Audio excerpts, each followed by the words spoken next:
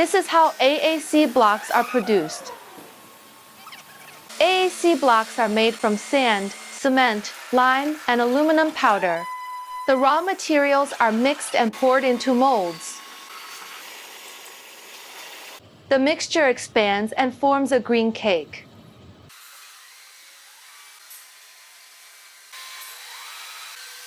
The green cake is cut into blocks with high precision.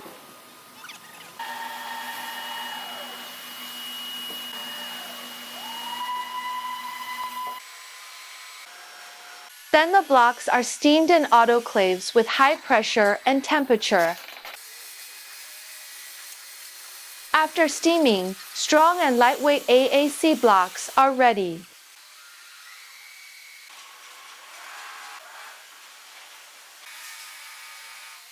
Contact us for AAC block plant solutions.